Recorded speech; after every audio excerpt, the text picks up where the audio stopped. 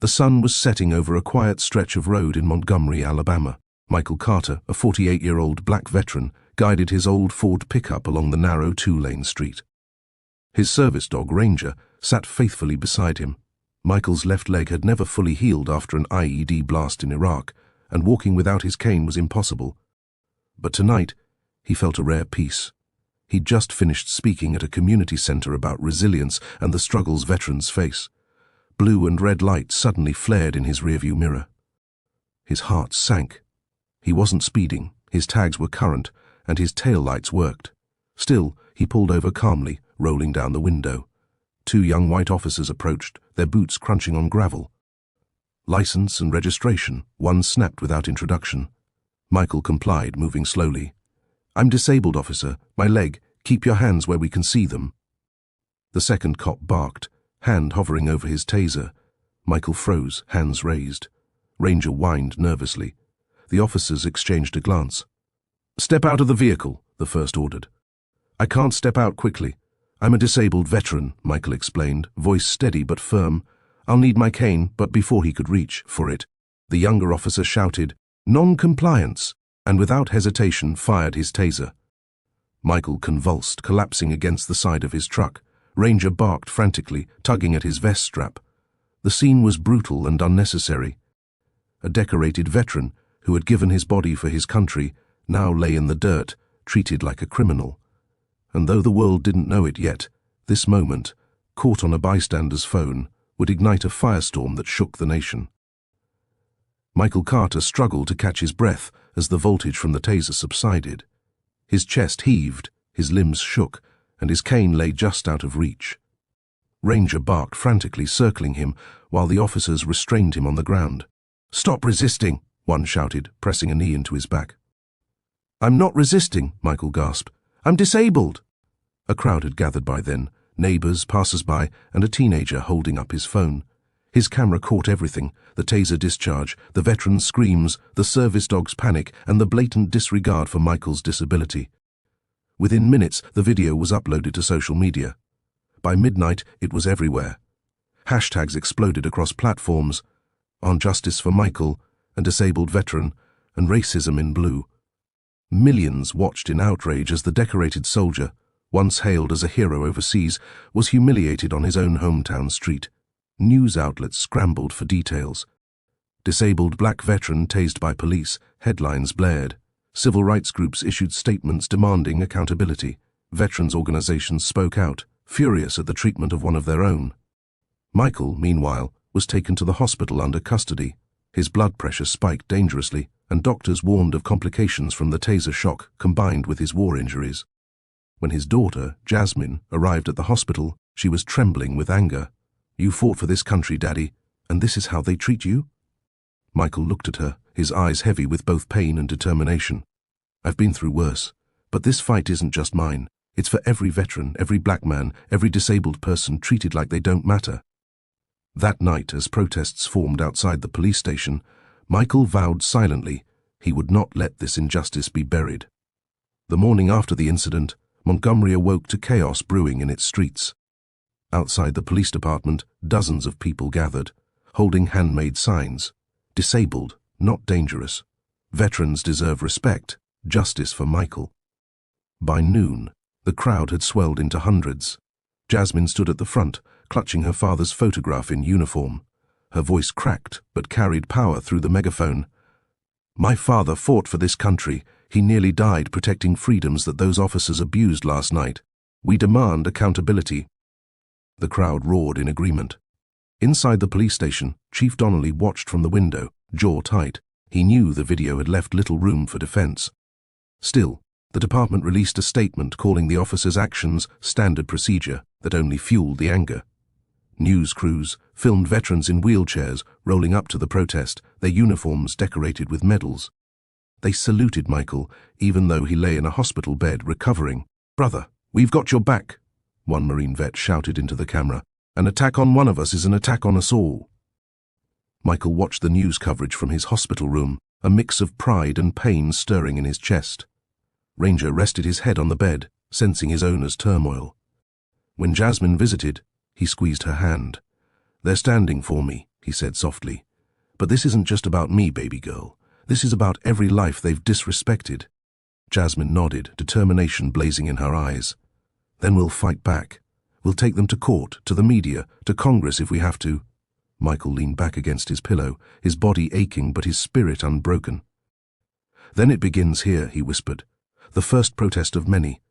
By the third day, Michael's story was no longer just local news. It had become national. Cable networks replayed the footage non-stop, panelists debating whether racism, police training, or a deeper systemic issue was to blame. Hashtags surged globally, and celebrities, athletes, and politicians began weighing in. A senator from Georgia tweeted, "A disabled veteran tased during a traffic stop. This is not America. Justice must prevail." Meanwhile, a famous actor posted a photo of Michael in uniform, captioned, "He defended us. Now we must defend him." Outside Montgomery, solidarity protests erupted in Atlanta, Chicago, New York, and Los Angeles. Veterans groups organized marches, waving American flags alongside banners demanding reform. "You don't tase a man who gave his body for this country," shouted one Navy vet at a rally in D.C. Back in Montgomery, Michael finally addressed the public through a live video from his hospital bed. His voice was steady, though pain laced his words. "I served overseas. I lost friends. I lost my leg. But I never lost faith in this country.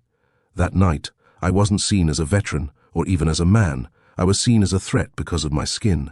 But I refuse to let this be the end of my story. This is the beginning of a fight for justice, for veterans, for the disabled, and for every Black American who has faced this kind of treatment." The video spread like wildfire, shared millions of times within hours.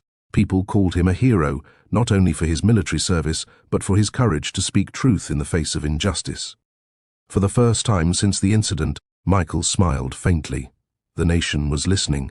Within a week, civil rights attorneys reached out to Michael's family. The most prominent among them, Angela Brooks, flew in from Atlanta. Known for her relentless courtroom style, she wasted no time. Sitting across from Michael in his hospital room, she leaned forward. "Mr. Carter, what happened to you wasn't just misconduct. It was a violation of your constitutional rights. We're going to sue the Montgomery Police Department and those officers personally." Michael nodded slowly. "I don't want revenge, Miss Brooks. I want change. I don't want the next veteran, the next disabled person, or the next Black man to go through this." Angela gave a firm smile. "Then that's exactly what we'll fight for." The lawsuit was filed that very week, citing excessive force, violation of disability protections, and racial discrimination. The filing shook the city. Police officials scrambled, releasing carefully worded statements, but the pressure mounted. At a press conference, Angela stood beside Jasmine and other veterans. Cameras flashed as she declared, "This case isn't only about Michael Carter. It's about a broken system. It's about justice long denied." Inside the police union hall, officers whispered anxiously. Some defended their colleagues, insisting the situation had been tense. Others admitted privately that the video looked indefensible. Michael, still in his hospital gown, watched the news coverage, his cane propped against the bed. "They're scared," he murmured. Jasmine sat beside him. "Good. They should be. You didn't just survive Iraq, Daddy. You're surviving this too. And you're not alone anymore." Michael closed his eyes, hearing the chants of protesters echoing outside the hospital walls. Justice for Michael. Justice for all. He knew the road ahead would be long, but the first battle had been declared, and he was ready. The Montgomery courthouse was swarming with reporters when Michael Carter arrived for the first pre-to-trial hearing. He leaned heavily on his cane, Ranger padding loyally at his side. Jasmine walked beside him, holding his arm. The chants from supporters outside echoed through the marble halls, "Justice for Michael," and "Disabled, not dangerous." Inside, the air was tense. Rows of police officers filled one side of the gallery, arms crossed, while veterans and activists filled the other, their presence a silent show of solidarity. Angela Brooks, sharp in her navy suit, rose to speak. "Your Honor, this case is about more than a traffic stop gone wrong. It is about the deliberate disregard of a man's rights, a man who sacrificed for this country, only to be treated like an enemy on his own soil."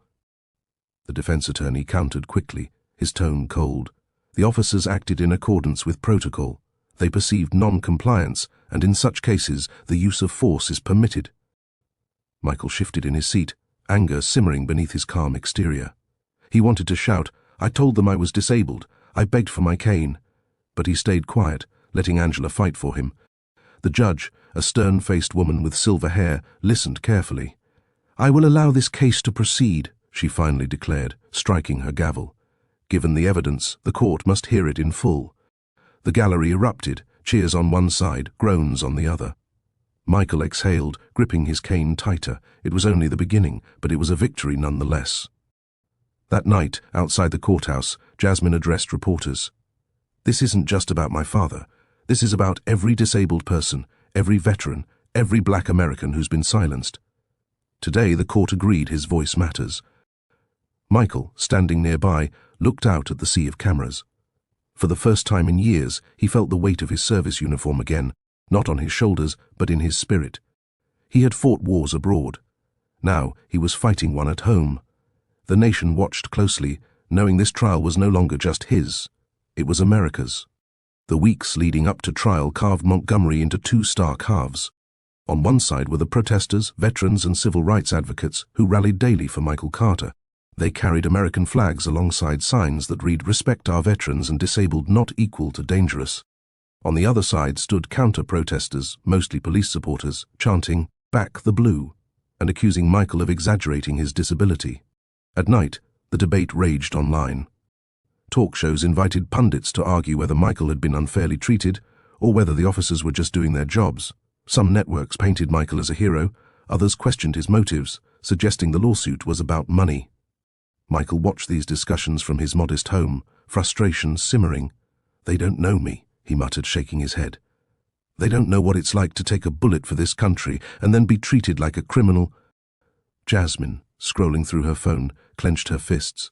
"They'll twist anything, Daddy, but the truth is on our side. The video doesn't lie." Angela Brooks doubled down, organizing community meetings where veterans of all backgrounds spoke. A decorated white Marine named Tom Keller took the microphone at one gathering. "This isn't about race or politics, it's about humanity. If they can do this to Michael, a disabled veteran, they can do it to any of us." His words went viral, drawing unexpected allies into Michael's corner. Meanwhile, the officers involved were placed on paid leave, which only stoked more outrage. Protesters demanded their immediate dismissal, while police unions defended them fiercely. The city council convened emergency meetings as tensions threatened to spill over into violence. Through it all, Michael remained steady, though the stress wore on him. Ranger rarely left his side, resting his head on Michael's lap whenever the veteran's hands trembled. One night, staring at the American flag folded neatly on his mantle, Michael whispered, "I fought for unity, and look at us now, torn apart." But deep down, he also knew something else. Sometimes a nation had to be shaken before it could heal. The courtroom was packed when the trial officially began.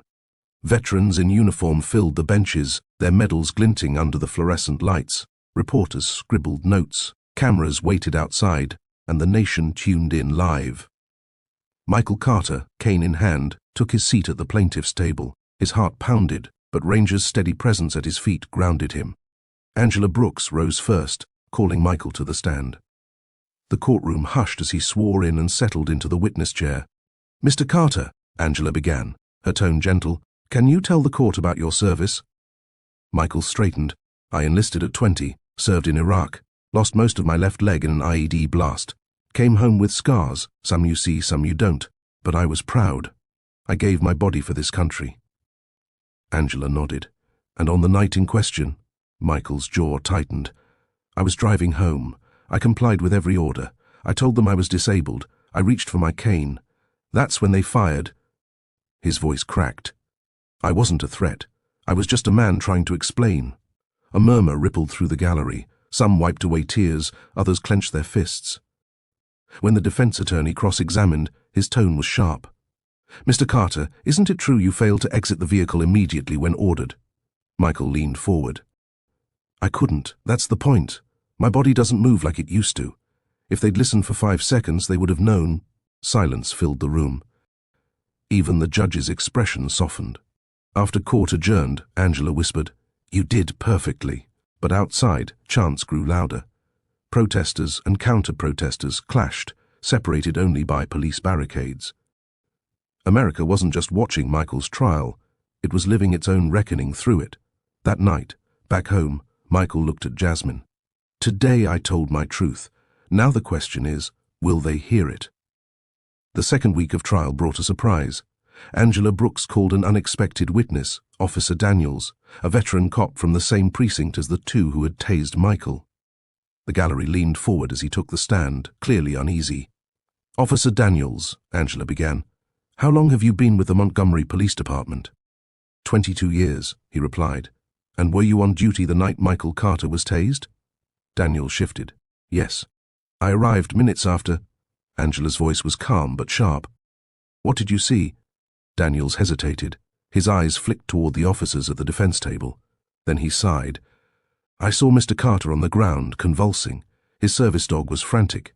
And I saw no threat that justified the taser.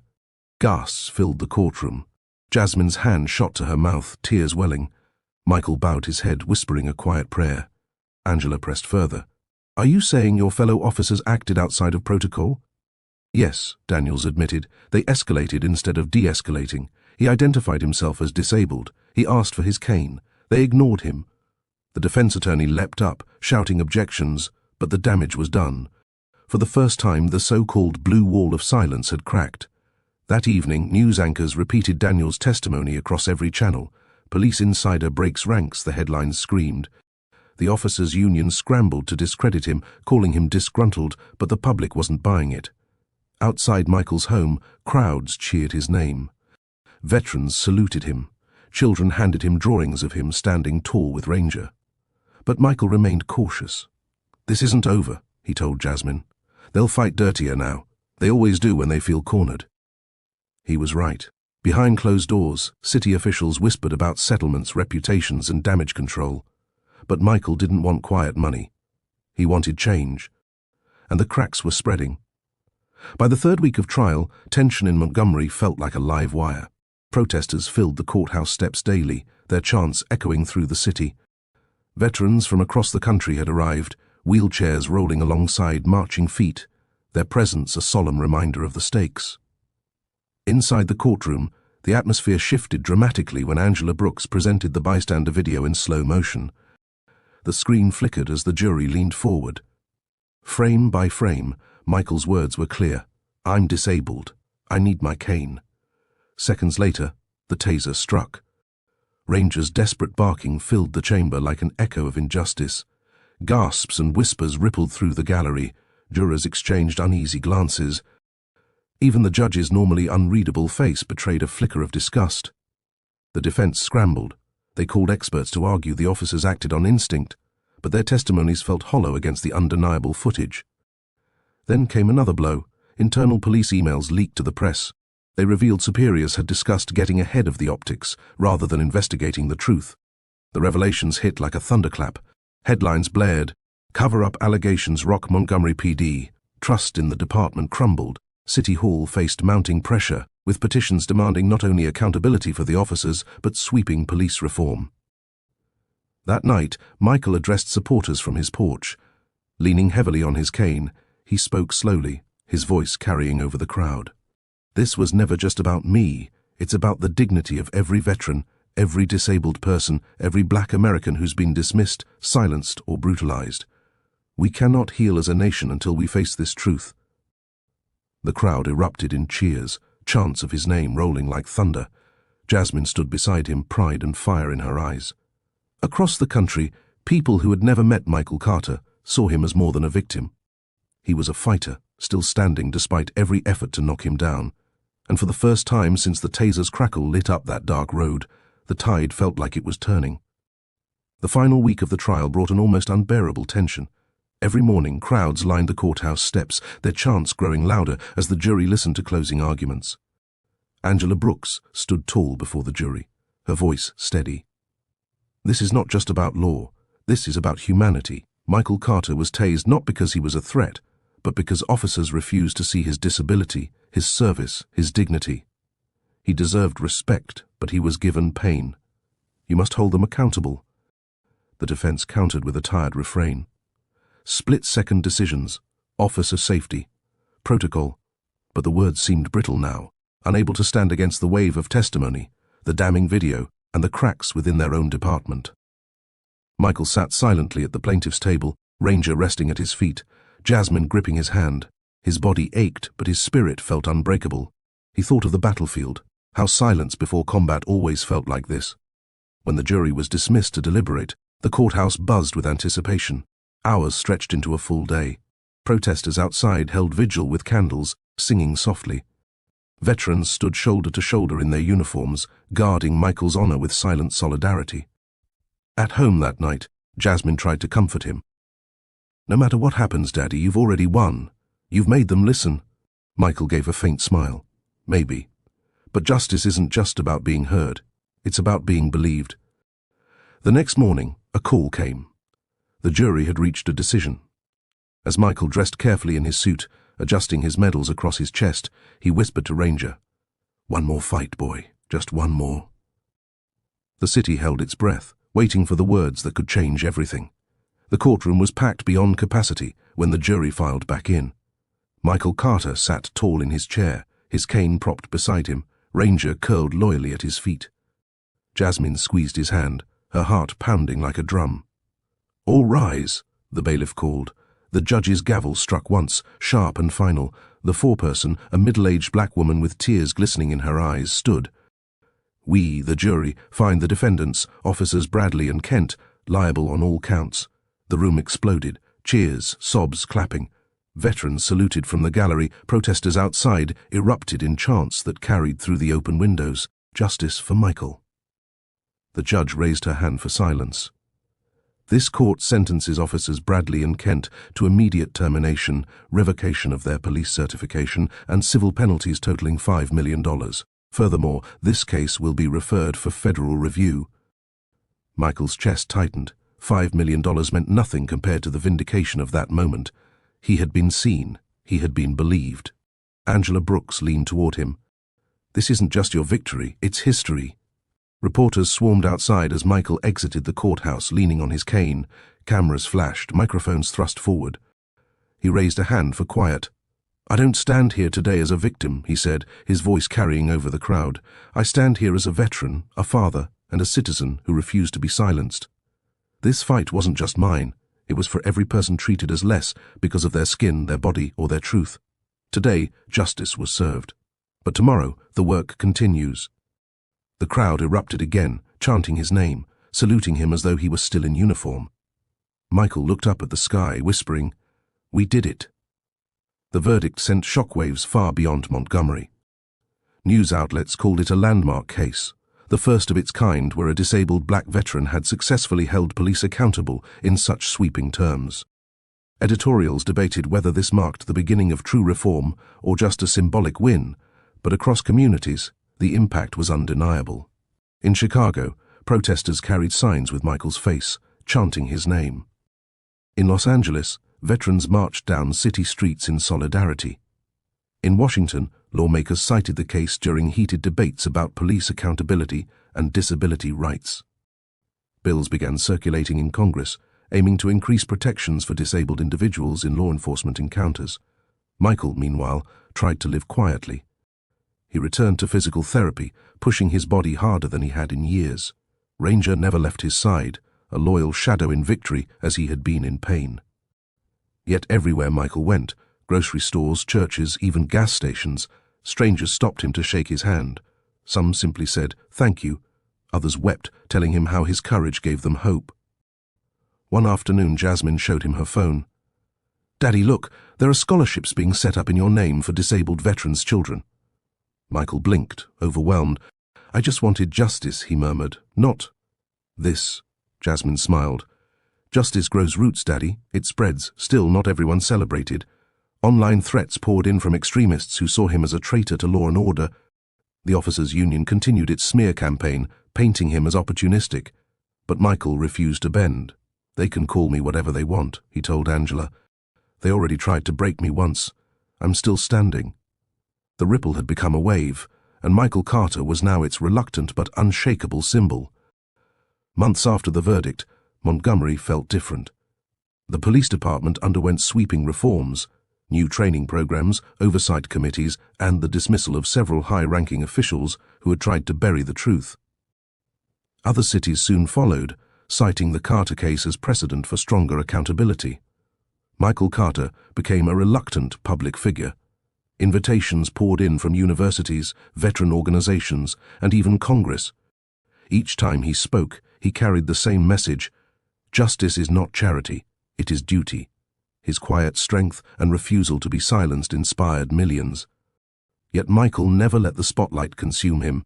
He preferred mornings on his porch, sipping coffee while Ranger rested at his feet, and Jasmine sat beside him with her ever-growing stack of law school books. She had decided to become a civil rights attorney, following Angela Brooks' path. "You lit the fire, Daddy," she told him. "Now I'll carry it." On Veterans Day, the city held a ceremony in his honor. A bronze plaque was unveiled outside the courthouse, inscribed with his words, "I wasn't a threat. I was a man." Veterans saluted, children placed flowers, and Michael stood silently, cane in hand, tears brimming but unshed. That night, as the city skyline glowed, Michael reflected on the journey. From the dirt road where he had fallen, writhing under a taser's sting, to the courtroom where truth finally triumphed, he had endured a battle as fierce as any overseas. But this time, he hadn't fought alone.